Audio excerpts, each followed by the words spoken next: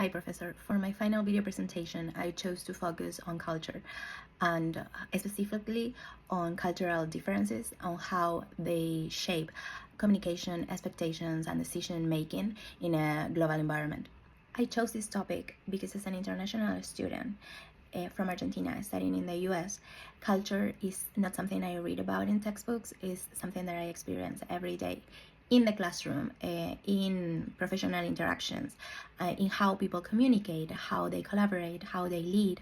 And I think that in today's business environment, global business environment, understanding culture is not an option anymore, it's more like a managerial necessity. As we study in class, culture is defined as a society's shared values, norms, and beliefs that guide how people interact. One of the most effective ways to understand culture is through the iceberg metaphor. What we see on the surface, language, how people dress, greetings, and schedules represents only a small part of culture.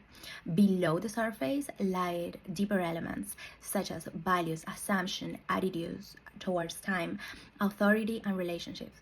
In international business, managers often focus on visible behaviors but underestimate the impact of these hidden cultural dimensions. This gap is usually where misunderstanding, conflict, and inefficiencies emerge.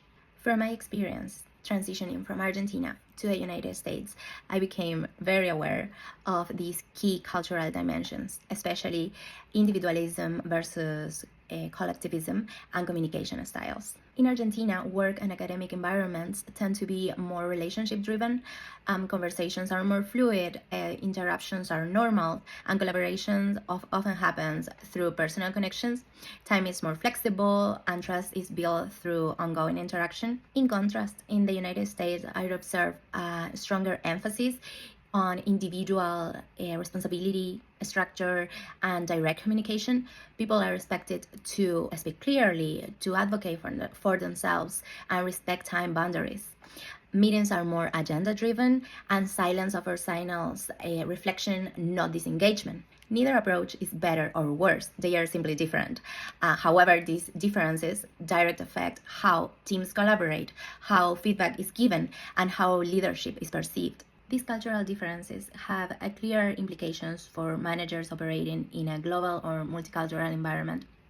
If a manager assumes that everyone communicates or participates in the same way, they risk misinterpreting behavior. For example, silence might be mistaken for lack of interest.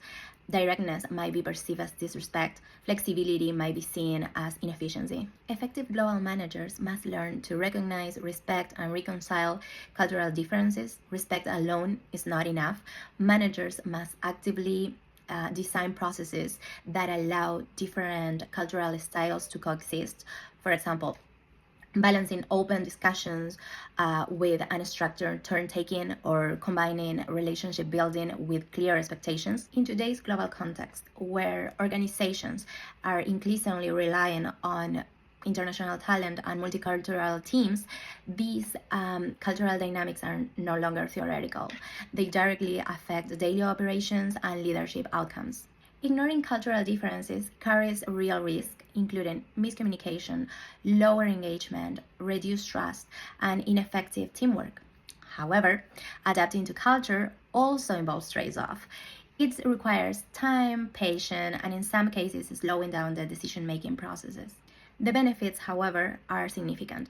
Organizations that manage culture effectively achieve stronger collaboration, higher employee satisfaction, and a better performance in the global markets. Culture awareness become a strategic asset rather than a challenge. In a world shaped by globalization, migration, and multicultural forces, cultural competence is central to sustainable business success. In conclusion, culture is not a soft concept or a side issue in global business. It directly shapes how people interact, how they work, and how they lead. For example, as an international student, I've learned that successful global managers are not those who eliminate differences, but those who understand them and build bridges between them. Culture, like an iceberg, requires us to look beneath the surface. By doing so, managers can transform cultural diversity from a source of friction into a source of strength. Thank you.